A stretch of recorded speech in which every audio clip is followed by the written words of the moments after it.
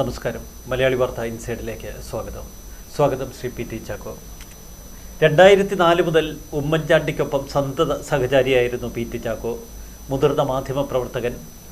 ഉമ്മൻചാണ്ടിയുടെ ദീർഘകാല പ്രസ് സെക്രട്ടറിയായിരുന്ന പി ടി ചാക്കോ ഉമ്മൻചാണ്ടിയെക്കുറിച്ച് രസകരമായൊരു പുസ്തകം എഴുതി, കുഞ്ഞു കുഞ്ഞു കഥകൾ. ഉമ്മൻചാണ്ടി എന്ന മനുഷ്യനെ ഏറ്റവും അരികിൽ നിന്ന് നോക്കിക്കണ്ട ഒരു മാധ്യമപ്രവർത്തകൻ മാത്രമല്ല, ഉമ്മൻചാണ്ടിക്കൊപ്പം കേരളത്തിൽ നിരവധി ഭാഗങ്ങളിലൂടെ സഞ്ചരിച്ച് മനുഷ്യഹൃദയങ്ങളിലേക്ക് ഉമ്മൻചാണ്ടി എങ്ങനെയാണ് നടന്നു കയറിയത് എന്ന് ഏറ്റവും അടുത്ത് നിന്ന് നോക്കി മനസ്സിലാക്കിയ ആൾ. ഉമ്മൻചാണ്ടിയുടെ മരണം കഴിഞ്ഞ് 1-ാം വാർഷികത്തിലെത്തി നിൽക്കുന്നു. ആ വിയോഗം ഉൾക്കൊള്ളാൻ കഴിയാതെ അദ്ദേഹത്തിൻ്റെ അണികളും അനുയായികളും ഉമ്മൻചാണ്ടി ഇപ്പോഴും ജീവിച്ചിരിപ്പുണ്ട് എന്ന് വിശ്വസിക്കാനാണ് കേരള ജനതയ്ക്കിഷ്ടം.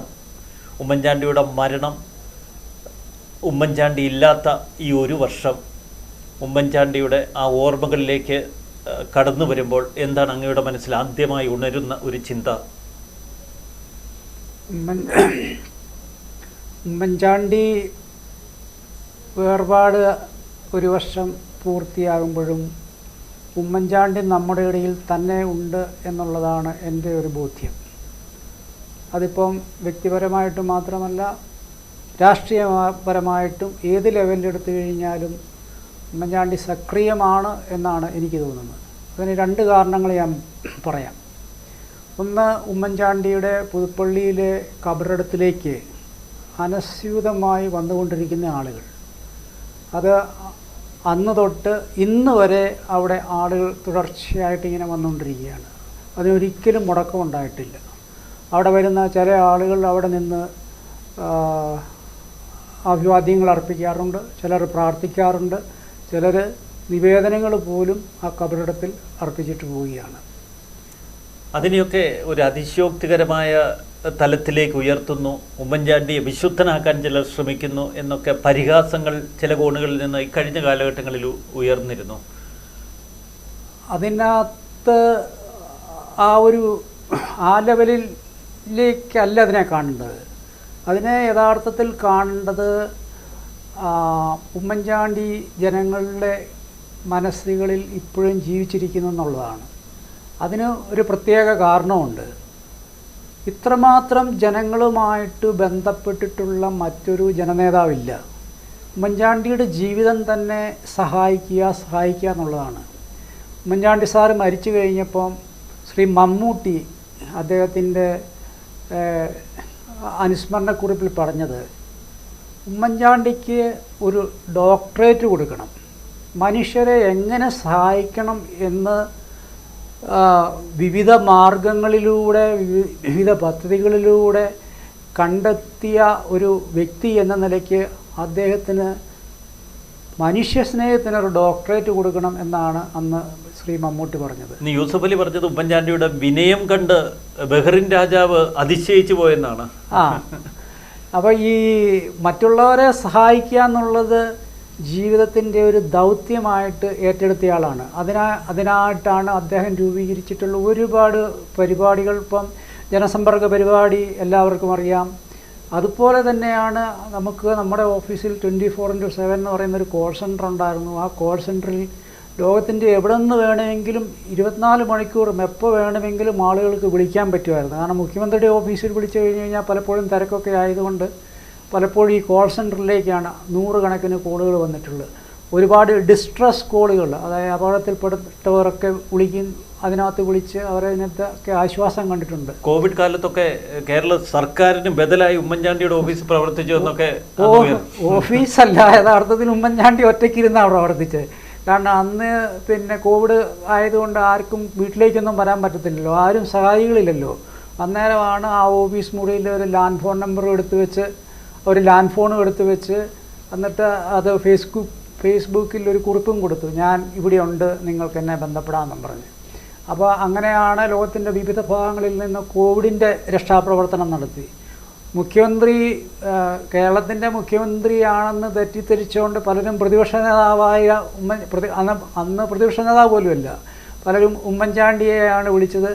അപ്പോൾ അങ്ങനെ ഒരു ഇൻസിഡൻറ്റും ഉണ്ടായിട്ടുണ്ട്. തമിഴ്നാട്ടിൽ നിന്ന് വന്നപ്പോഴത്തേക്കും പിന്നെ പോലീസുകാർ ഇവരെ തടഞ്ഞു വെച്ചപ്പോഴത്തേക്കും അവർ ഞങ്ങൾ ഉമ്മൻചാണ്ടിക്ക് കൊടുക്കാം എന്ന് പറഞ്ഞ് ഉമ്മൻചാണ്ടി ആ ഫോൺ മേടിച്ച് അവിടെയുള്ള പോലീസുകാരോട് സംസാരിച്ചു.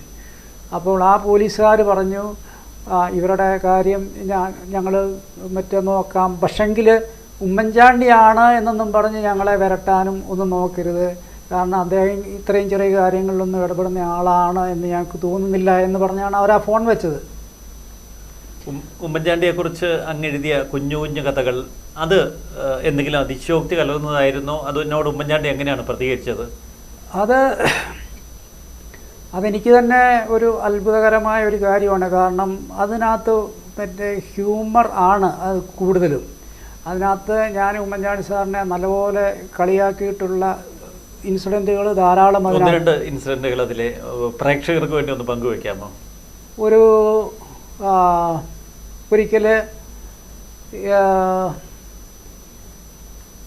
പാമോയിൽ കേസിലൊരു സുപ്രധാനമായിട്ടുള്ള ഒരു വിധി വരികയും അന്ന് എല്ലാവരും മുഖ്യമന്ത്രി രാജിവെക്കാൻ പോവുകയാണ് എന്നൊരു പ്രചാരണം ഉണ്ടാകുകയും ചെയ്തു. അന്ന് തന്നെ അവിടെ വെച്ച് മീഡിയയെ കാണുന്നുണ്ട്. അപ്പോൾ ഇൻസ്റ്റൻ്റായിട്ട് മീഡിയയെ കാണാൻ തീരുമാനിച്ചപ്പോഴത്തേനും ആളുകൾ ഓർത്തു രാജിയാണ് എന്ന് എല്ലാവരും ധരിച്ച് മുഖ്യമന്ത്രിയുടെ ഓഫീസിലേക്ക് ജനം ഇരച്ചു കയറി. വലിയ ആൾക്കൂട്ടമായിരുന്നു, സാധാരണ ഉള്ളതിൽ കവിഞ്ഞ ആൾക്കൂട്ടം. അപ്പം രാജിവെക്കുന്നില്ല, നിയമത്തിൻ്റെ വഴിക്ക് പോകും എന്നുള്ള ഒരു നിലപാടെടുത്തുകൊണ്ട് പത്രസമ്മേളനം കഴിഞ്ഞ് മന്ത്രിമാരും ഉദ്യോഗസ്ഥരും ഒക്കെ പിരിഞ്ഞെങ്കിലും ആൾക്കൂട്ടം അവിടെ കാത്തു നിൽക്കുക. അപ്പം അവിടെ നിൽക്കുന്നവർക്കറിയില്ല തീരുമാനമൊന്നും, കാരണം ഇത് പത്രസമ്മേളനത്തിൽ പറഞ്ഞാണല്ലോ. അപ്പോൾ എല്ലാവരും കരുതുന്നത് രാജിവെച്ചു അല്ലെ രാജിവെക്കാൻ പോവുകയാണ്. അപ്പോൾ ഇങ്ങനെ ഓരോരുത്തരുടെ നിവേദനമൊക്കെ മേടിച്ച് വരുമ്പോഴത്തേക്കും ഒരാൾ ഒരു കടലാസ് എല്ലാവരുടെയും ഇങ്ങനെ മേടിച്ച് ഒപ്പിട്ട് കൊടുക്കുകയാണല്ലോ. ഒരാളൊരു ബ്ലാങ്ക് പേപ്പറാണ് കൊടുത്തത്. അപ്പം സാറത് നോക്കിയിട്ട് ഇതേലൊന്നും എഴുതിയിട്ടില്ലല്ലോ എന്നിങ്ങനെ പറഞ്ഞപ്പോൾ എന്താ കാര്യം ഇതേലൊന്നും എഴുതിയിട്ടില്ലല്ലോ എന്ന് ചോദിച്ചപ്പോൾ ആ വിദ്വാൻ പറഞ്ഞു, കാര്യമൊക്കെ ഞാൻ പിന്നെ എഴുതിക്കോളാം സാർ, ഇപ്പോൾ ഒരു ഒപ്പം ഇടാൻ പറഞ്ഞു.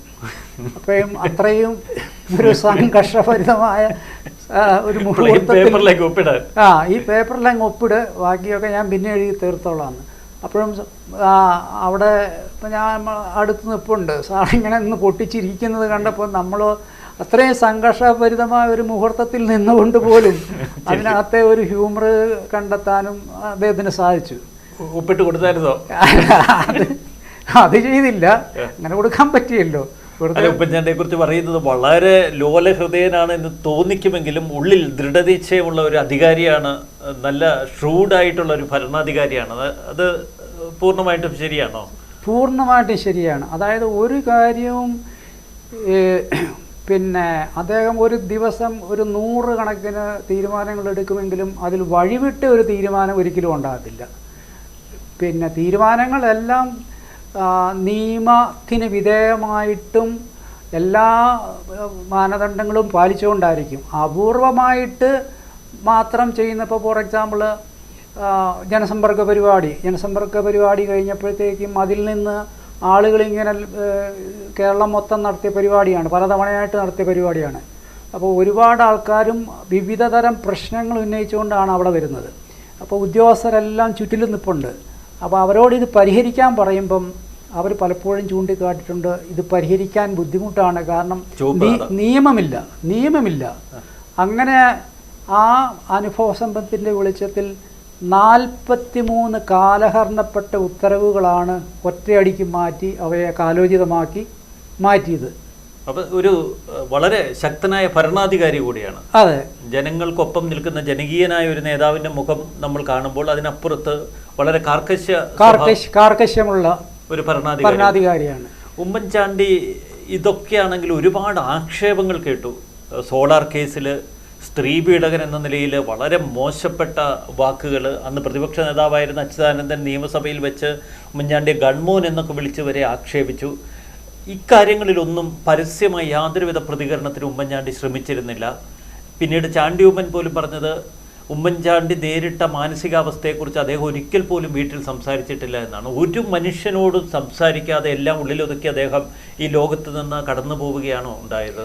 ഇന്ന് ഇപ്പം ചേച്ചിയുടെ ഉമ്മൻചാണ്ടിയുടെ ഭാര്യ, ഞങ്ങളെല്ലാം ചേച്ചി എന്നാണ് വിളിക്കുന്നത്, ചേച്ചിയുടെ ഒരു ഇൻ്റർവ്യൂവിനകത്ത് പറഞ്ഞിട്ടുണ്ട് അദ്ദേഹത്തിന് വളരെയധികം ബുദ്ധിമുട്ട് ഉള്ളിൻ്റെ ഉള്ളിലുണ്ടായിരുന്നു. പക്ഷെങ്കിൽ അത് അദ്ദേഹം എന്നോട് പോലും പറയുകയില്ല. കാരണം എന്നാന്ന് ചോദിച്ചു കഴിഞ്ഞാൽ എനിക്കൊരു വിഷമമുണ്ടാകുമല്ലോ എന്ന് കരുതിയാണ് അദ്ദേഹം അത് ഒരിക്കലും എൻ്റെ അടുത്ത് പറയാതിരുന്നത്. അപ്പോൾ ഈ സാറിൻ്റെ ഒരു ശക്തി എന്ന് പറയുന്നത് എന്താണ്? ആ കല്ലറയിൽ എഴുതി വെച്ചിട്ടുണ്ടായിരുന്നു. ആ കല്ലറയിൽ എഴുതി വെച്ചിരിക്കുന്നത് ഇയാൾ സത്യമായിട്ടും നീതിമാനായിരുന്നു എന്നാണ്. പള്ളിയിലെ ആ കല്ലറയിൽ എഴുതി വെച്ചിരിക്കുന്നത് നീതിമാനായിരുന്നു എന്ന് സാറിന് ഉള്ള ഉത്തമ ബോധ്യമുണ്ടായിരുന്നു.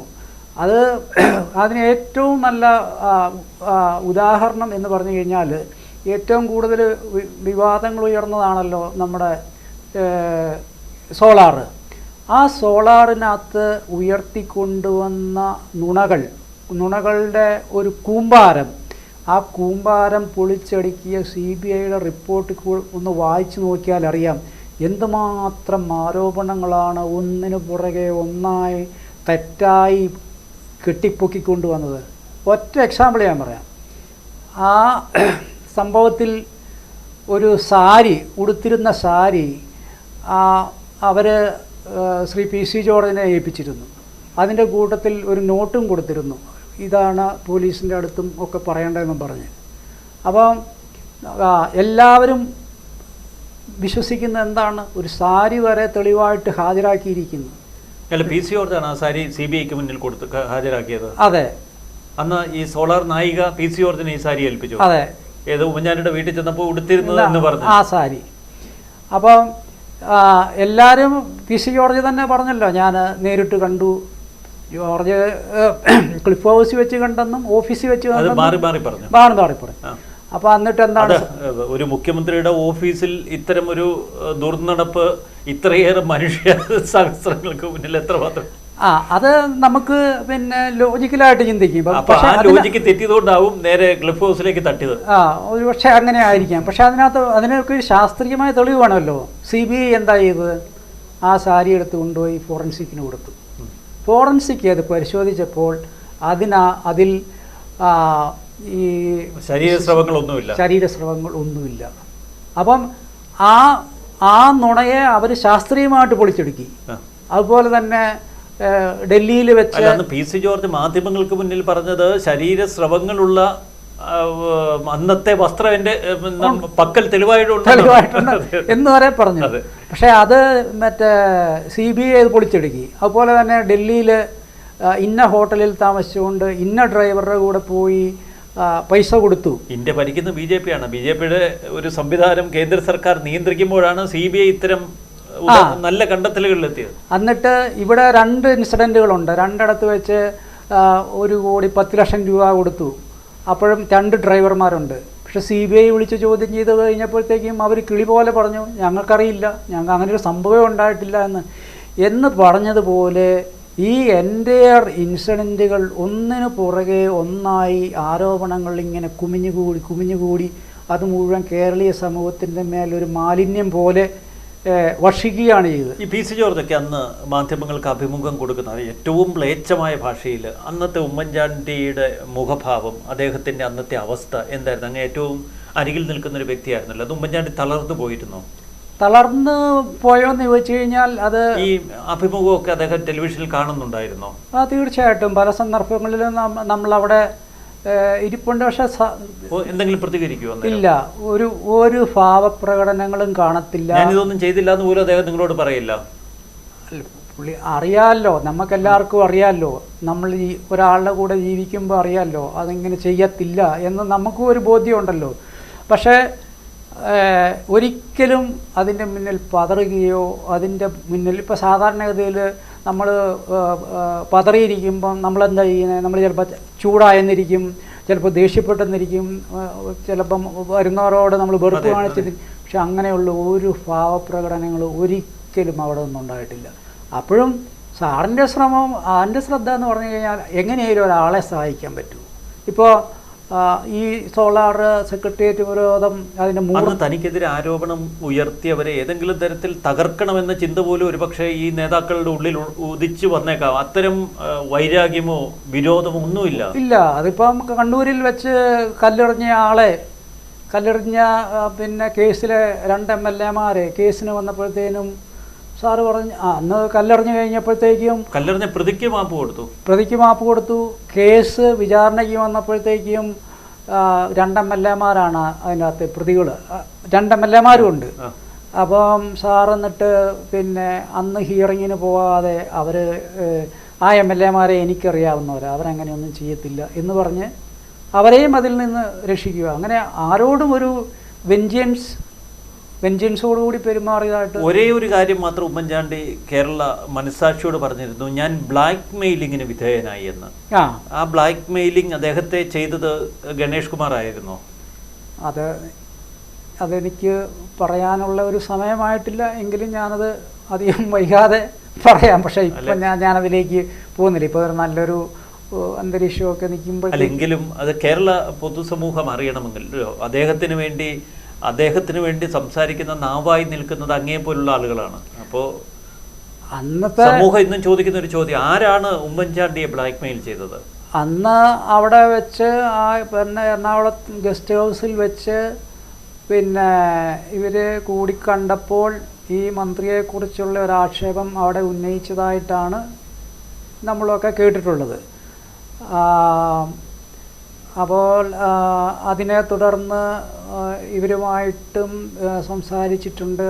അപ്പോൾ അതിൻ്റെ പൊളിറ്റിക്കൽ പ്രത്യാഘാതങ്ങളും ഫാമിലി പ്രത്യാഘാതങ്ങളും ഒക്കെ ഓർത്തിട്ടായിരിക്കാം അതൊരിക്കലും പുറത്തു വിടാത്ത. പക്ഷെങ്കിൽ എപ്പോഴും സാറ് പറയുന്ന ഒരു കാര്യം ഉണ്ടായിരുന്നു, എൻ്റെ കൂടെ മാതൃഭൂമിയിലെ ഒരു മാർക്കറ്റിങ്ങിൻ്റെ ഒരു മാനേജർ ഉണ്ടായിരുന്നു. എൻ്റെ കൂടെ ഞാൻ ഒറ്റയ്ക്കല്ല ചർച്ച നടത്തിയത്, നിങ്ങൾക്ക് ആർക്കെങ്കിലും എന്തെങ്കിലും ഉണ്ടെങ്കിൽ അത് അവരോട് ചോദിച്ചാൽ മതി എന്ന് പറയുന്നുണ്ടായിരുന്നു. അങ്ങ് അദ്ദേഹമായിട്ട് സംസാരിച്ചിട്ടുണ്ടോ പിന്നീട്? അല്ല, അത് പിന്നെ അതിനെക്കുറിച്ച് ഞാനിപ്പോൾ പറയുന്നില്ല. പക്ഷെങ്കിൽ ഒരിക്കലും നമ്മൾ തമ്മിൽ ഒരു വളരെ കോൺഫിഡൻസോട്, രാഷ്ട്രീയത്തിൽ അങ്ങനെയാണല്ലോ, നമ്മൾ തമ്മിൽ വളരെ കോൺഫിഡൻസോടുകൂടി ഒരു കാര്യം പറയുമ്പോൾ ആ കോൺഫിഡൻഷ്യലായിട്ട് പറഞ്ഞ കാര്യത്തെ സംരക്ഷിക്കാൻ നമുക്കൊരു ഉത്തരവാദിത്വമുണ്ട്. അത് ഉമ്മൻചാണ്ടി സാർ എന്നും ചെയ്തിട്ടുണ്ട്. ഞാൻ അങ്ങയോട് വ്യക്തിപരമായ ഒരു കാര്യം പറഞ്ഞാൽ, പ്രത്യേകിച്ച് അന്ന് എറണാകുളത്ത് ഗസ്റ്റ് ഹൗസിൽ വെച്ച് ഗണേഷ് കുമാറിനെതിരെ മറ്റൊരു കഥാപാത്രം ചില ആരോപണങ്ങൾ ഉന്നയിക്കുന്നു. പിന്നീട് ഗണേഷ് കുമാറിന് തൻ്റെ മന്ത്രിസ്ഥാനം തെറിക്കുന്ന അവസ്ഥയിൽ എത്തിച്ചേരുന്ന സ്ഥിതിവിശേഷം ഉണ്ടാകുന്നു. തൻ്റെ മന്ത്രിസ്ഥാനം നഷ്ടപ്പെട്ടതിന് പിന്നിൽ ഉമ്മൻചാണ്ടിയാണ് എന്ന് കൃത്യമായി മനസ്സിലാക്കിയ ഗണേഷ് കുമാർ പിന്നീട് ഒരു സ്ത്രീയെ ഉപയോഗിച്ച് ഏറ്റവും മ്ലേച്ഛമായ ചില കളികൾ കളിക്കുന്നു. ഇത് പറഞ്ഞാൽ നിഷേധിക്കാൻ കഴിയുമോ അങ്ങേക്ക്? ഞാൻ നിഷേധിക്കുന്നില്ല. അപ്പോൾ ആ ബ്ലാക്ക് മെയിലിംഗ് ജനത്തിന് ബോധ്യപ്പെടുന്നതല്ലേ? ആയിരിക്കണമല്ലോ. അപ്പോഴൊക്കെ ഉമ്മൻചാണ്ടി തൻ്റെ മുഖ്യമന്ത്രി സ്ഥാനം അല്ലെങ്കിൽ തൻ്റെ ഇമേജ് സംരക്ഷിക്കാൻ വേണ്ടി ആ ബ്ലാക്ക് മെയിലിങ്ങിന് നിന്നു കൊടുത്താൽ മതിയായിരുന്നില്ലേ? അല്ല, അതിൻ്റെ അകത്തെ പ്രധാന വസ്തുത എന്ന് പറയുന്നതാണ്, ഒരാൾ നമ്മുടെ അടുത്ത് കോൺഫിഡൻഷ്യലായിട്ട് ഒരു കാര്യം പറയുന്നു, അത് പുറത്ത് പറയാതിരിക്കാനുള്ള ഒരു സാമാന്യ മര്യാദ, ഒരു സദാചാരം, അത് പുലർത്തുകയാണ് അദ്ദേഹം ചെയ്തതെന്നാണ് ഞാൻ വിശ്വസിക്കുന്നത്. ഇതിൻ്റെ തുടർച്ചയായിരുന്നല്ലോ ഉമ്മൻചാണ്ടിക്കെതിരെ വന്ന ആക്ഷേപങ്ങൾ അത്രയും. പിന്നീട് 2011-16 കാലഘട്ടത്തിൽ നിരവധി അഴിമതി ആരോപണങ്ങൾ വരെ ഉമ്മൻചാണ്ടിക്കെതിരെ ഉയർന്നു വന്നു. സ്വന്തം പാർട്ടിയിൽപ്പെട്ടവർ അദ്ദേഹത്തിനെതിരെ തിരിഞ്ഞു. മുമ്പൊരിക്കൽ AK ആന്റണിയെ മാറ്റി ഉമ്മൻചാണ്ടി മുഖ്യമന്ത്രി കസേരയിൽ എത്തിയതുപോലെ മുഖ്യമന്ത്രി കസേര സ്വപ്നം കണ്ട് ചില ഗ്രൂപ്പ് നേതാക്കൾ കളിച്ചു. അപ്പോൾ ഒരുപാട് രാഷ്ട്രീയ സമ്മർദ്ദങ്ങൾക്കിടയിൽ കിടന്ന് പിടയുന്ന ഒരു നേതാവിനെയല്ലേ അന്ന് അരികിൽ നിന്ന് കണ്ടത്? അത് തീർച്ചയായിട്ടും ഉണ്ട്. ആകെ 2 MLA-മാരുടെ ഭൂരിപക്ഷമാണുള്ളത്. നമ്മൾ പറയല്ലേ, വളരെ അപകടകരമായ രീതിയിലാണ് ആ മന്ത്രിസഭ പൊയ്ക്കൊണ്ടിരുന്നത്. പ്രതിപക്ഷം തന്നെയെന്ന് പറയുമായിരുന്നല്ലോ, ഒരു MLA മൂത്രമൊഴിക്കാൻ പോയാൽ വീഴുന്ന മന്ത്രിസഭയാണിതെന്ന്. പക്ഷെങ്കിൽ ഈ ഉയർത്തിക്കൊണ്ടുവന്നിരിക്കുന്ന എല്ലാ ആരോപണങ്ങളും, എത്ര ആരോപണങ്ങളാണ്? പാറ്റൂർ അഴിമതി കേസ്, പിന്നെ ടൈറ്റാനിയം കേസ്, പിന്നെ സോളാർ കേസ്, ബാർക്കോഴ കേസ്, പിന്നെ അതുപോലെ തന്നെ നമ്മുടെ വിഴിഞ്ഞം പദ്ധതിയുടെ പേരിലുള്ള ആക്ഷേപങ്ങൾ, അങ്ങനെ എത്ര കേസുകളാണ് ഇവിടെ ഇടതുപക്ഷം, എത്ര കേസുകളെ ഉപയോഗിച്ചാണ് ഉമ്മൻചാണ്ടി സാറിനെ അവർ വരിഞ്ഞു മുറിക്കുന്നത്. എന്നിട്ടെന്ത് സംഭവിച്ചു? ഒരു കേസിൽ പോലും കൊടുക്കാനായിട്ട് പറ്റിയിട്ടില്ലല്ലോ. കാരണം നമ്മൾ നേരത്തെ തുടക്കത്തിൽ പറഞ്ഞതുപോലെ എല്ലാ തീരുമാനങ്ങളും എടുക്കുന്നത് നിയമങ്ങളും ചട്ടങ്ങളും പാലിച്ച് അതിനകത്ത് യാതൊരു വഴിവിട്ട ക്രമവിരുദ്ധമായ ഒരു നടപടികളും ചെയ്യാതെയാണ് എന്ന് ഇത്രയും സംഭവങ്ങൾ തെളിയിച്ചല്ലോ. ഈ ജനസമ്പർക്ക പരിപാടികളിലൊക്കെ അദ്ദേഹം പങ്കെടുക്കുമ്പോൾ അദ്ദേഹത്തിൻ്റെ കാല് നീര് വന്ന് വലിയൊരു മന്തുകാല് പോലെ ആകുമെന്നാണ് അടുത്ത് നിൽക്കുന്നവർ പറയാറുള്ളത്. പ്രത്യേകിച്ച് ഒരുപാട് നേരം അദ്ദേഹം നിന്ന് കഴിഞ്ഞാൽ പലവിധ പ്രശ്നങ്ങൾ, അദ്ദേഹത്തെ ആരോഗ്യ പ്രശ്നങ്ങൾ അലട്ടിയിരുന്നു. അതൊക്കെ സത്യമായിരുന്നു? അത് സത്യമാണ്. കാരണം ഇത് ഈ ജനസമ്പർക്ക പരിപാടി എന്ന് പറഞ്ഞു കഴിഞ്ഞാൽ ലോകത്തിലൊരു ഭരണാധികാരിക്കും ലോകത്തിലൊരു മനുഷ്യനും ചെയ്യാൻ പറ്റാത്തൊരു സംഭവമാണ്. രാവിലെ ഒരു 8-9 മണി തൊട്ട് പാതിരാത്രി കൊച്ചുവെളുപ്പാങ്കാലം വരെ 16, 17, 18 മണിക്കൂർ നീണ്ടു നിൽക്കുന്ന ഒരു കഠിനമായ യജ്ഞമാണ്. അതിനിടയ്ക്ക് പച്ചവെള്ളം പോലും കുടിക്കുകയില്ല, ഒരു മിഴി ചിമ്മുവാൻ പോലും പറ്റത്തില്ല. കാരണം എന്താണെന്ന് വെച്ച് കഴിഞ്ഞാൽ അവിടെ നിൽക്കുന്ന ആളുകളുടെ പ്രശ്നങ്ങളാണ് അപ്പോഴത്തെ മുൻഗണന എന്ന് പറയുന്നത്. ഇന്നിപ്പം സാറിൻ്റെ മകള് അച്ചൂമ്മൻ്റെ ഒരു ഇതിനകത്ത് കിടക്കുന്നത് കണ്ടു. അച്ചു വിദേശത്തു നിന്ന് വന്നപ്പം ഒരു സ്പ്രേ സാറിൻ്റെ കൊണ്ടുപോയി കൊടുത്ത് ഇറങ്ങാൻ തുടങ്ങിയപ്പോഴത്തേക്കും ആ സ്പ്രേ അടിച്ചുകൊണ്ട് ആരുടെ അടുത്തേക്കാണ് പോകുന്നത്? സാധാരണക്കാരുടെ അടുത്തേക്ക്, പാവപ്പെട്ടവരുടെ അടുത്തേക്ക്. അങ്ങനെ സാധാരണക്കാരുടെ അടുത്തേക്കും പാവപ്പെട്ടവരുടെ അടുത്തേക്കും പോയി കഴിഞ്ഞ് കഴിഞ്ഞാൽ അവർക്ക് ഒരകൽച്ചയുണ്ട്. അപ്പം സാറിൻ്റെ ജീവിതം എന്ന് പറഞ്ഞു കഴിഞ്ഞാൽ പാവപ്പെട്ട ആളുകളുമായിട്ട് പരമാവധി ചേർന്ന് നിൽക്കുക. അത് ചിലപ്പോൾ നമ്മൾ കളിയാക്കാറൊക്കെ ഇല്ലേ, ഉമ്മൻചാണ്ടി ഷർട്ട് കീറിയിടാറുണ്ട്, പിഞ്ചിടാറുണ്ട്. യഥാർത്ഥത്തിൽ ഒരുപക്ഷെ അങ്ങനെ ഡെലിബറേറ്റായിട്ട് ചെയ്യുന്നുണ്ടോയെന്ന് എനിക്കറിയില്ല. അന്നൊക്കെ ആകെ 2-3 ഷർട്ടൊക്കെ ഉള്ളൂ, അതുകൊണ്ടൊക്കെ സംഭവിക്കുന്നതായിരിക്കുക. പക്ഷേ ഇനി അഥവാ അങ്ങനെയുണ്ടെങ്കിൽ പോലും അതിൻ്റെ ആത്യന്തിക ലക്ഷ്യം എന്താണെന്ന് ചോദിച്ചു കഴിഞ്ഞാൽ സാധാരണക്കാരനായ ഒരാൾ പെട്ടെന്ന് അടുത്തേക്ക് വരണമെങ്കിൽ നമ്മൾ എപ്പോഴും ഇങ്ങനെ വടിവത്ത കഥയൊക്കെ എഴുതുന്നതിനേക്കാൾ ആളുകൾക്ക് പെട്ടെന്ന് സമീപസ്ഥനാകുന്നത് ഇങ്ങനെയുള്ള ചില മുഷിഞ്ഞ ഷർട്ടോ അല്ല അഴുക്ക് പറഞ്ഞ ഷർട്ടോ അല്ല കീറിയ ഷർട്ടോ ഒക്കെ ആയിരിക്കാം. അതായിരിക്കാം അതിന് പിന്നിൽ പ്രവർത്തിക്കുന്ന ഫിലോസഫി എന്ന് എനിക്ക് തോന്നുന്നു. അതിലൊന്നും ഉമ്മൻചാണ്ടി ഒട്ടും ശ്രദ്ധിച്ചിരുന്നില്ല എന്നതല്ലേ വാസ്തവം? ഷർട്ടിലോ മുണ്ടിലോ തലമുടി ചീകി വെക്കുന്നതിലോ മുഖം മിനുക്കുന്നതിലോ ഒന്നും ഒട്ടും ശ്രദ്ധിച്ചിരുന്നില്ല. അതിൻ്റെ ഞാനൊരു ഇൻസിഡൻറ്റ് പറയാം.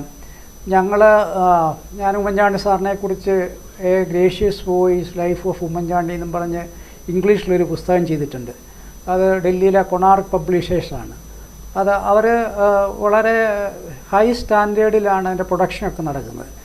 നമ്മളെ കണ്ടൻറ്റുകളും എല്ലാം കൊടുത്തു.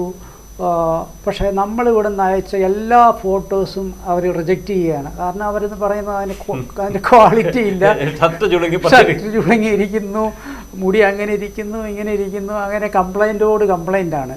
അപ്പോഴത്തേനും ഈ പ്രോജക്റ്റ് തന്നെ ഏതാണ്ട് നടക്കുകയില്ല എന്നുള്ള സ്ഥിതി വന്നപ്പോൾ ഞാൻ സാറിൻ്റെ അടുത്ത് പോയി പറഞ്ഞു, നമ്മൾ ഇത്രയും കഷ്ടപ്പെട്ട ഒരു പ്രോജക്റ്റാണ്, അത് നടക്കുകയില്ല, അവരത് ക്ലോസ് ചെയ്യുകയാണ്. അപ്പം മാത്രം ചോദിച്ചു ഞാൻ എന്താ ചെയ്യേണ്ടതെന്ന് ചോദിച്ചു. ഞാൻ പറഞ്ഞു എൻ്റെ കൂടെ സ്റ്റുഡിയോയിൽ 2 ഫോട്ടോ എടുക്കണം, സ്റ്റുഡിയോയിലൊന്ന് വരണമെന്ന് പറഞ്ഞു. ശരി, പക്ഷെ ഞാൻ വരാം, പക്ഷേ ഞാൻ പെട്ടെന്ന് പോകുമെന്ന് പറഞ്ഞു. അങ്ങനെ കോട്ടയത്ത് ബാവൻസിലെ പുള്ളി എവിടുന്നോ തിരക്കിനിടയെന്ന് പാഞ്ഞു വന്നു. ഞങ്ങൾ ബാവൻസിലെ എൻ്റെ മുകളിലത്തെ നിലയിലേക്ക് കയറി. അവിടെ ചെന്ന് കഴിഞ്ഞപ്പോഴത്തേക്കും അവിടെ ടച്ചപ്പൊക്കെ ഉണ്ടല്ലോ, അവിടെയും ആളുകൾ ഓടിക്കൂടി. അവിടെ അതില്ലായിരുന്നു, പക്ഷേ ടച്ചപ്പ് ചീപ്പ് അങ്ങനെയുള്ളതായിട്ടൊക്കെ അവർ നിന്ന് പറഞ്ഞ് പിന്നെ അത് കഴിഞ്ഞാൽ അവർ ചീപ്പ് കൊണ്ടുവന്ന് കൊടുത്തു. അപ്പം അവൾ ചീപ്പൊന്നും വേണ്ട. അപ്പം ഞാൻ പറയാം അല്ല, അത് അങ്ങനെ പടം കൊടുത്തു കഴിഞ്ഞാൽ അവരെടുക്കലാന്ന്. അവൾ പറഞ്ഞു ചീപ്പൊന്നും വേണ്ട എന്നും പറഞ്ഞ് കൈകൊണ്ട് ഇങ്ങനെ വെച്ചു. ഇതാണ് പുള്ളിയുടെ മാക്സിമം. ഒരു പക്ഷേ സമയം ലാഭിക്കാനുള്ള ഒരു മാർഗം കൂടിയല്ലേ, കാരണം ജനങ്ങളിലേക്ക് പെട്ടെന്ന് എന്നിട്ട് ഞാനത് അദ്ദേഹം ഭക്ഷണം കഴിക്കുന്ന മിനിറ്റുകൾ കൊണ്ടാന്ന് പറയുന്നു. ഇത് ഞാൻ പൂർത്തിയാക്കട്ടെ. അത് കഴിഞ്ഞിട്ട് എന്നെ പെട്ടെന്ന് വിടണേ എന്ന് പറഞ്ഞ് അപ്പം തന്നെ ഫോട്ടോ അവിടെ കയറി നിന്നു.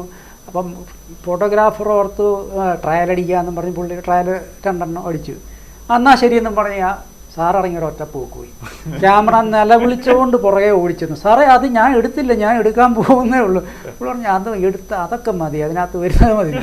പക്ഷേ അയാൾ നല്ല പ്രൊഫഷണൽ ഫോട്ടോഗ്രാഫറാണ്. പിന്നെ നമ്മുടെ ഭാഗ്യം ഉണ്ടായിരിക്കാം, നല്ല ഗംഭീരമായിട്ടുള്ള ഒരു ഫ്രെയിം കിട്ടി. ആ ഫ്രെയിം നമ്മൾ അവർക്ക് അയച്ചു കൊടുത്തു. അത് വെച്ചാണ് ആ കവർ ചിത്രം ചെയ്തത്. ആക്ച്വലി സാറിൻ്റെ ഫോട്ടോയിലെടുത്ത ഒരു ഫോട്ടോ എന്ന് പറയുന്നതാണ്. അതാണ് നമ്മൾ പിന്നീട് വ്യാപകമായിട്ടൊക്കെ ഉപയോഗിച്ചത്. അപ്പോൾ അങ്ങ് അടുത്ത് നിന്ന് അറിഞ്ഞ ഈ ഉമ്മൻചാണ്ടി വളരെ വ്യത്യസ്തനായിരുന്നു. ഒരുപക്ഷെ നമ്മളിപ്പോൾ മാധ്യമങ്ങളിലൂടെ അദ്ദേഹത്തെ കൂടുതൽ അറിയുന്നു. പാതിരാത്രി വരെ ഇരുന്ന് ജോലി ചെയ്യുന്നു. വെളുപ്പാങ്കാലത്ത് 3 മണിക്കും 4 മണിക്കും ഒക്കെ മണ്ഡലത്തിലെ ആളുകളുടെ മരിച്ച വീടുകളിലെത്തുന്നു. വിവാഹ വീടുകളുടെ സന്ദർശനം ആ സമയത്ത് അദ്ദേഹം ക്രമീകരിക്കുന്നു. ഇതൊക്കെ വാസ്തവമായിരുന്നു. അത് വാസ്തവമാണ്. കാരണം ഞങ്ങൾ നമ്മുടെ പ്രൈവറ്റ് സെക്രട്ടറിമാരൊക്കെ ഫയൽ നോട്ടം എപ്പോഴും രാത്രിയിലാണ്. കാരണം ഒരു 12 മണിയൊക്കെ കഴിഞ്ഞിട്ട് ഫയൽ നോക്കാൻ പറ്റത്തുള്ളൂ. അപ്പോൾ ഒരാളുകളില്ലേ 12 കഴിഞ്ഞിട്ടോ? 12 കഴിഞ്ഞിട്ട് എപ്പോഴും ഫയൽ നോട്ടം. അപ്പം ഇങ്ങനെ ഫയലുകൾ ഇങ്ങനെ അടുക്കി വെച്ചിരിക്കും. അവർ 3-4 പ്രൈവറ്റ് സെക്രട്ടറിമാർ പിന്നെ ഇങ്ങനെ നിൽക്കും. സാറ് ഇവിടുന്ന് ഇങ്ങനെ ഒപ്പിട്ട് പോകും. ഇരുന്ന് കഴിഞ്ഞാൽ ഉറങ്ങിപ്പോവും എന്നുള്ളത് കൊണ്ടാണ് ഇങ്ങനെ നടന്നുകൊണ്ട് ഒപ്പിടുന്നത്. എഴുന്നേറ്റ് നിന്ന് നടന്നുകൊണ്ടാണ് ഒപ്പിടിയത്. അപ്പോഴും ഒരു 2 മണിയൊക്കെ അവർ ചിലപ്പോൾ ബ്രീഫ് ചെയ്യും. പക്ഷേ ഇത്രയും വാസ്റ്റ് എക്സ്പീരിയൻസ് ഉള്ളതുകൊണ്ട് ജസ്റ്റ് ഒന്ന് നോക്കിക്കഴിഞ്ഞ് കഴിഞ്ഞാൽ എൻ്റെ കണ്ടന്റ് പിടികിട്ടും. പിന്നെ ചില സംശയമുള്ളത് അങ്ങ് മാറ്റി വെച്ചേക്കാൻ പറയും. അപ്പം അത് കഴിഞ്ഞിട്ട് ഇങ്ങനെ പിന്നെ ഒരു 2 മണിയൊക്കെ ആകുമ്പോഴും ഉറക്കം എന്തായാലും വരുമല്ലോ. അപ്പം നടന്നുകൊണ്ടാണെങ്കിൽ പോലും ഉറക്കം വരുമ്പോഴത്തേക്ക് ഡേറ്റ് തെറ്റാൻ തുടങ്ങും. സിഗ്നേച്ചർ ഇട്ടിട്ട് ഒപ്പിടണമല്ലോ, ആ ഒപ്പിട്ടിട്ട് ഡേറ്റ് ഇടണമല്ലോ. അപ്പോൾ ഡേറ്റ് തെറ്റാൻ തുടങ്ങുമ്പോൾ പിന്നെ ഉറക്കം വന്നു, ഇനി പിടിച്ചു നിൽക്കാൻ പറ്റുകയില്ല എന്ന് മനസ്സിലാക്കിക്കോണം എന്ന് അവരോട് പറഞ്ഞിട്ടുണ്ട്. നേരത്തെ പറഞ്ഞിട്ടുണ്ട്. അങ്ങനെയാണ്. അല്ല, നിന്നുകൊണ്ട് ഇറങ്ങുമെന്ന് പറയാറുണ്ട് ഉമ്മൻചാണ്ടിയെ കുറിച്ച്. അത് ഇത് നിന്നുകൊണ്ട് ഉറങ്ങിക്കൊണ്ടാണല്ലോ ഈ. അതുപോലെ ഈ മണ്ഡലത്തിലേക്കുള്ള യാത്ര, വെളുപ്പാങ്കാലത്ത് ഈ വീട് സന്ദർശനം, അപ്പൊ ഈ വീട്ടുകാരെയൊക്കെ വിളിച്ചുണർത്തി വെക്കുവോ ആ സമയത്ത് ഉമ്മൻചാണ്ടി? അത് അവിടെ ചെന്ന് കഴിഞ്ഞിട്ടൊക്കെയാ വിളിക്കുന്നത്. അതിലൊന്നും ഈ ആളുകൾക്ക് പരിഭവമൊന്നുമില്ല. അവർ ഭയങ്കര സന്തോഷമല്ലേ. അവിടെ ഇപ്പം ഒരാൾ മരിച്ചു കഴിഞ്ഞ് കഴിഞ്ഞാൽ നമ്മളൊക്കെ എന്താ ചെയ്യുന്നത്? നമ്മുടെ അടുത്ത ബന്ധുക്കാരെയല്ലേ അറിയിക്കുന്നത്. അപ്പോൾ ഇത് അങ്ങനെയല്ല. ഇത് നേരെ ഉമ്മൻചാണ്ടി സാറിനെ വിളിക്കുന്നത്. അതിനെ പുള്ളി അപകടത്തിലും ചാടിയിട്ടുണ്ട്. ഒരു പ്രാവശ്യം അവിടെ ഒരു പരിപാടി നടന്നുകൊണ്ടിരിക്കുമ്പോഴത്തേക്കും പുള്ളിയുടെ അവിടെയുള്ള ആൾക്കാരുണ്ടല്ലോ, ഒരുത്തൻ പാഞ്ഞു വന്ന് പറഞ്ഞു ഇന്ന വീട്ടിലെ ഇന്ന ആൾ മരിച്ചിട്ടുണ്ടെന്ന് പറഞ്ഞു. അപ്പോൾ അധ്യാപകനോ മറ്റോ. അപ്പം സാറിന് വളരെ അടുപ്പമുള്ള ആളാണ്. റീത്തല്ല, അവിടെ വെച്ച് തന്നെ ഒരു അനുശോചന യോഗം ഒക്കെ ചേർന്ന് ഇവിടെ ആ യോഗം നടക്കുകയാണല്ലോ. സാർ അവിടെ ഇരുന്ന് പറഞ്ഞു. അപ്പം പിന്നെ ഇനി ഒട്ടും സമയം കളയണ്ട, അവിടെ തന്നെ ഒരു അനുശോചനമൊക്കെ രേഖപ്പെടുത്തി നേരെ ഈ വീട്ടിലേക്ക് പോവുക. പോയി വീട് അടുക്കാറായപ്പോഴത്തേക്കിനും നേരത്തെ പറഞ്ഞ കക്ഷിയുണ്ടല്ലോ, വന്ന് ഇൻഫോം ചെയ്തയാള് പുള്ളി ജീപ്പിന്റെ മുന്നിൽ ചാടി പറഞ്ഞു, സാറേ ആള് മരിച്ചിട്ടില്ല, പക്ഷെ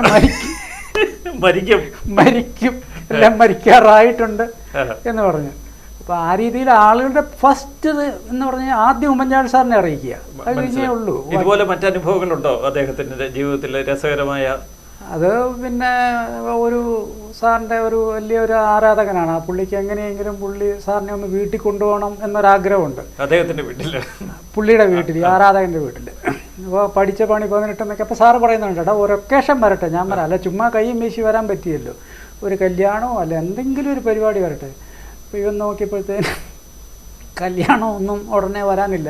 ഉടനെ പുള്ളി ഒരു നമ്പർ ഇറക്കി, പുള്ളിയുടെ അമ്മ മരിച്ചു പോയി, അമ്മ മരിച്ചു എന്നും പറഞ്ഞു. അപ്പം സ്വാഭാവികമായിട്ടും സാർ ചെല്ലുമല്ലോ. അപ്പം പിന്നെ ഇങ്ങനെ വാർത്ത പിന്നെ മരിച്ചു എന്ന് കേട്ടു. പിന്നെ സാറ് പിന്നെ ഇത് കേട്ട് ഇവൻ്റെ വീട്ടിലേക്ക് വരിക.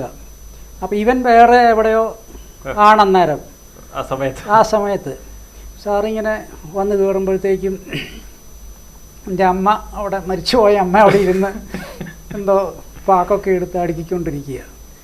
അപ്പോൾ തന്നെ ഇവനും പാഞ്ഞു വന്നു.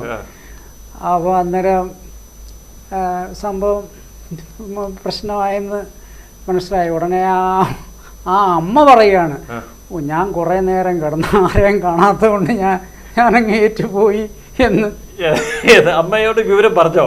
അമ്മയോട് പറഞ്ഞു, അമ്മ അവിടെ കിടക്കണം, ഉമ്മൻചാണ്ടി സാർ വരുമ്പോഴേ ഏക്കാവുള്ളൂ, മരിച്ചായിട്ട് കിടക്കണം, അവിടെ അങ്ങനെ കിടന്നാ മതി എന്ന്.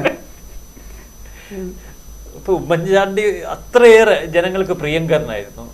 അത് പിന്നെ ആളുകൾക്ക് അത്രയും സ്വാതന്ത്ര്യം അല്ലേ കൊടുത്തിരിക്കുന്നത്. ഒരു സ്വകാര്യത ഇല്ലായിരുന്നു ആ ജീവിതത്തിൽ.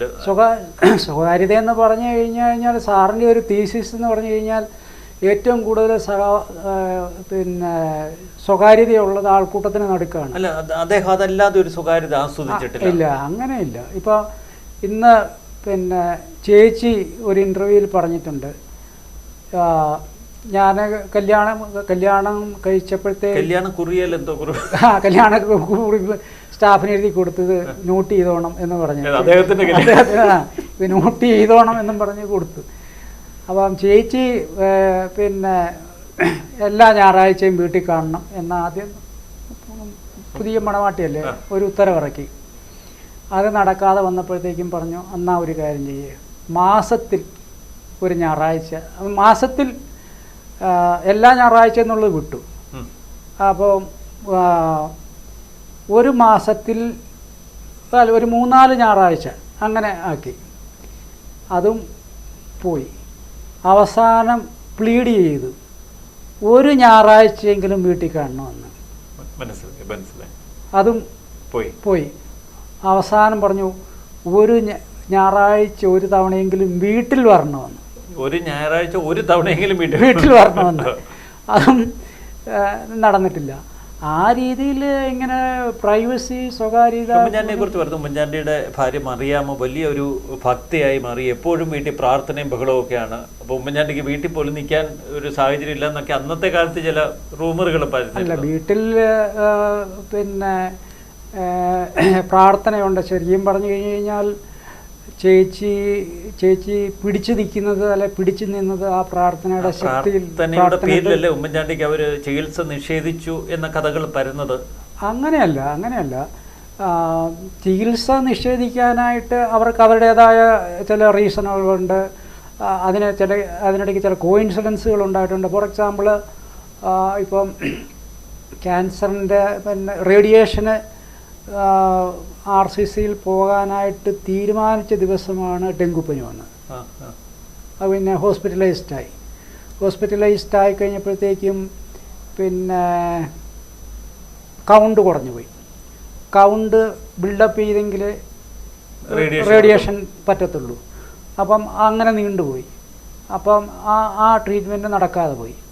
പിന്നെ അവരുടേതായ ചില ചികിത്സാ രീതികളും പിന്നെ ചില ഹോസ്പിറ്റലുകളും ഇതിനിടയിൽ ചില അത്ഭുതങ്ങളൊക്കെ നടന്നു എന്ന് അവർ വിശ്വസിക്കുന്നു. അത്തരം വാർത്തകൾ പുറത്തു വന്നിരുന്നു.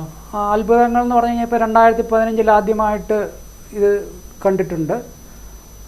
അത് കഴിഞ്ഞിട്ട് പിന്നെ ഇവിടുത്തെ പ്രശസ്തനായ ഒരു ഡോക്ടറാണ്, ENT ഡോക്ടറാണ് അത് നോക്കിയത്. അപ്പോൾ ഒരു തടിപ്പ് കണ്ടു, ആ മരുന്ന് കൊടുത്തിരുന്നു. അത് കഴിഞ്ഞോ അതോടൊപ്പം തന്നെ പ്രകൃതി ചികിത്സയും ചെയ്തു. കുറച്ച് കഴിഞ്ഞപ്പോൾ അത് ഡിസപ്പിയർ ചെയ്തിട്ടുണ്ട്. വീണ്ടും അത് ശക്തി പ്രാപിച്ചു വന്നത് 2018 അപ്പോഴും പിന്നെ ഇടയ്ക്ക് ഇവർ ജർമ്മനിയിലൊക്കെ കൊണ്ടുപോയി പരിശോധിച്ച് കഴിഞ്ഞപ്പം അവിടെയും ഇത് ഡിസപ്പിയർ ചെയ്തിട്ടുണ്ട്. അതായത് ഈ അസുഖം വരികയും പോവുകയും ചെയ്തിട്ടുണ്ട്. ഉമ്മൻചാണ്ടിക്ക് അറിയാമായിരുന്നു ഏറ്റവും ഒടുവിൽ താൻ മരണത്തിലേക്കാണ് പോയിക്കൊണ്ടിരിക്കുന്നതെന്ന് കൃത്യമായി? അല്ല, ഒരു ഘട്ടം കഴിയുമ്പോഴത്തേക്കും തീർച്ചയായിട്ടും മനസ്സിലാവുമല്ലോ. അതേക്കുറിച്ച് എന്തെങ്കിലും അങ്ങുമായിട്ട് പങ്കുവച്ചിട്ടുണ്ടോ? ഞാൻ ബാംഗ്ലൂരിൽ 2 തവണ പോയി കണ്ടു. അപ്പോഴും പിന്നെ അവശനായി കഴിഞ്ഞപ്പോഴാണ് അവർ ഒരു പ്രാവശ്യം കണ്ടത്. അപ്പോൾ ഇങ്ങനെ കൈ ഇങ്ങനെ ഒന്ന് പൊക്കിയിട്ട് എനിക്ക് കുഴപ്പമൊന്നുമില്ല എന്ന് പറഞ്ഞ് നമ്മളെ ആശ്വസിപ്പിക്കുക ചെയ്ത്. അത് കഴിഞ്ഞ് മുന്നത്തെ തവണ പോയപ്പോഴത്തേക്കും കാണാൻ പറ്റിയില്ല. കാരണം അപ്പോഴത്തേനും അവിടെ കടുത്ത നിയന്ത്രണങ്ങളായിരുന്നു, ആരെയും കാണിക്കേണ്ട എന്നൊരു തീരുമാനം എടുത്തിരുന്നു. അതുകൊണ്ട് 2ാമത്തെ പ്രാവശ്യം കാണാൻ പറ്റിയിട്ടില്ല. നമ്മുടെ സംഭാഷണം ഒന്ന് ചുരുക്കുമ്പോൾ ഉമ്മൻചാണ്ടിയുടെ ഒരു വിഷനെ കുറിച്ച്, ഉമ്മൻചാണ്ടി ഒരു ഭരണാധികാരി, ഒരു മനുഷ്യസ്നേഹി, ഒരു കാരുണ്യ സ്പർശം, അങ്ങനെ ഒരുപാട് അർത്ഥതലങ്ങളുണ്ട് അദ്ദേഹത്തിൻ്റെ ജീവിതത്തിന്. അദ്ദേഹത്തിൻ്റെ ഒരു വിഷൻ ഇനി പൂർത്തീകരിക്കാൻ എന്തെങ്കിലും സ്വപ്നം, എന്തൊക്കെ ബാക്കി വെച്ചിട്ടാണ് അദ്ദേഹം കടന്നുപോയത്? കേരളത്തിൽ ഏതൊരു പദ്ധതി ഇതുവരെ നടപ്പാക്കിയ പദ്ധതികളെല്ലാം ഉമ്മൻചാണ്ടി സാറിൻ്റെതാണ്. അറിയാമല്ലോ, എത്രയോ എയർപോർട്ടുകൾ, കൊച്ചി മെട്രോ, കണ്ണൂർ വിമാനത്താവളം, വിഴിഞ്ഞം തുറമുഖം, അങ്ങനെയുള്ള എല്ലാ പദ്ധതികളും ഉമ്മൻചാണ്ടിയുടെ പേരിലുള്ളതാണ്. ഇനി നമ്മൾ നടപ്പാക്കാൻ പോകുന്ന പദ്ധതികളും വരുമ്പോൾ പോലും വലിയൊരു വിഷണറി അതിൻ്റെ ആ അറ്റത്ത് ഉമ്മൻചാണ്ടിയുണ്ട്. സാറിൻ്റെ ഏറ്റവും വലിയ 1-2 സംഭവങ്ങളെന്ന് പറഞ്ഞു കഴിഞ്ഞാൽ 2016 മോദി സർക്കാർ സ്റ്റാർട്ടപ്പ് ഇന്ത്യയിൽ കൊണ്ടുവരുന്നത്. ഇന്ത്യയിൽ ആദ്യമായിട്ട് സ്റ്റാർട്ടപ്പ് കൊണ്ടുവരുന്നത് 2016. പക്ഷെ ഉമ്മൻചാണ്ടി സാർ അത് 2013 കേരളത്തിൽ നടപ്പാക്കിയെന്ന് മാത്രമല്ല, അത് നടപ്പാക്കിയത് ഈ കളമശ്ശേരിയിൽ ഒരു സ്റ്റാർട്ടപ്പ് രൂപീകരിച്ചു. അതിനകത്തെ 5 കുട്ടികളെ തെരഞ്ഞെടുത്ത് ഇവിടെ അമേരിക്കയിൽ വിട്ട് അവരൊക്കെ എക്സ്പോഷർ കൊടുത്ത് അവരിവിടെ തിരിച്ചു വന്ന് അവർ ക്യാബിനറ്റിൽ പങ്കെടുത്ത് പിന്നെ ക്യാബിനറ്റിനെ അവർ ബോധ്യപ്പെടുത്തി ഇതാണ് സ്റ്റാർട്ടപ്പാണ്. ഇപ്പോൾ കഴിഞ്ഞ ദിവസം ഒരു ജോയി എന്ന് പറഞ്ഞ ആൾ മരിച്ച ആമേഴഞ്ചാൻ തോടിന്റെ മലിനീകരണം നീക്കം ചെയ്യാനുള്ള ഓപ്പറേഷൻ അനന്ത അദ്ദേഹത്തിന്റെ കോൺട്രിബ്യൂഷൻ അതൊക്കെ എന്നെ നിലച്ചുപോയി. അതെ.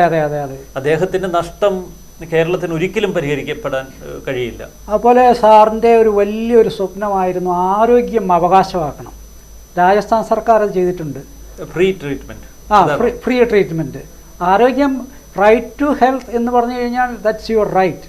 എല്ലാ സർക്കാർ ഓഫീസുകളിലും തിരഞ്ഞെടുക്കപ്പെട്ട ചില ഹോസ്പിറ്റലിലും ഒക്കെ ഇന്നത്തെ ഭരണാധികാരികൾ കണ്ടു പഠിക്കട്ടെ. അത് കേരളം ഇത്രയും വലിയ ആരോഗ്യ പ്രതിസന്ധി നേരിടുമ്പോഴത്തേക്കും അതാണ് ശരിക്കും ഇനി കേരളം ചെയ്യേണ്ട കാര്യം. എയ്ഡഡ് മേഖലയിലുള്ള അധ്യാപകരുടെ ശമ്പളം ഏറ്റെടുത്ത കേരളത്തിന് അതൊക്കെ നിഷ്പ്രയാസം അക്കാലഘട്ടത്തിൽ ചെയ്യാമായിരുന്നു. അതെ. അതുപോലെ ഇപ്പോൾ പിണറായി സർക്കാർ ഇൻവെസ്റ്റേഴ്സ് മീറ്റ് വിളിച്ചിരിക്കുകയാണ്. ഇൻവെസ്റ്റേഴ്സ് മീറ്റ് 2 തവണ നടത്തിയതാണ് ഉമ്മൻചാണ്ടി. ജിമ്മ് അതിനെതിരെ വലിയ ആക്ഷേപങ്ങളൊക്കെ നടത്തി. അന്ന് CPM സമരം ചെയ്തു എറണാകുളത്ത്. അതെ, അന്നത്തെ ലേമെറിഡിയൻ ഹോട്ടലിന് മുന്നിൽ അവർ വലിയ സമരം നടത്തി. കുത്തകളെ ഇങ്ങോട്ട് ക്ഷണിക്കുന്നു എന്ന് പറഞ്ഞു ഹർത്താൽ നടത്തി. അന്ന് ഇൻവെസ്റ്റ്മെന്റിന് വന്നവരെ ഹോട്ടലിന് പുറത്തിറങ്ങി കരിങ്കൊടി കാട്ടി. അതുപോലെ തന്നെയാണ് വിദേശ സർവകലാശാലകളെ കൊണ്ടുവരാനായിട്ടുള്ള ഇത് സംബന്ധിച്ച് ഒരു സെമിനാർ നടന്നപ്പോഴാണ് അന്ന് അതിന്റെ ഉന്നത വിദ്യാഭ്യാസ കൗൺസിൽ പ്രൊഫഷണൽ കോളേജുകൾ കേരളത്തിൽ സ്വകാര്യ മേഖലയിൽ കൊടുത്തതിനെതിരെ എന്തെല്ലാം അത് ഉമ്മൻചാണ്ടിയുടെ തന്നെ കോൺട്രിബ്യൂഷനായിരുന്നു. ആന്റണിയാണ് ആദ്യം തുടങ്ങി വെച്ചതെങ്കിലും പിന്നീട് ആ പോളിസി ശക്തമായി ഉമ്മൻചാണ്ടി പിന്തുടർന്നു. TP ശ്രീനിവാസൻ സാറിനെ അടിച്ചു വീഴ്ത്തി.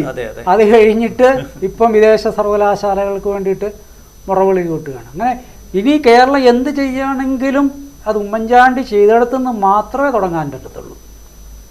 വളരെ നന്ദി. PT ചാക്കോ.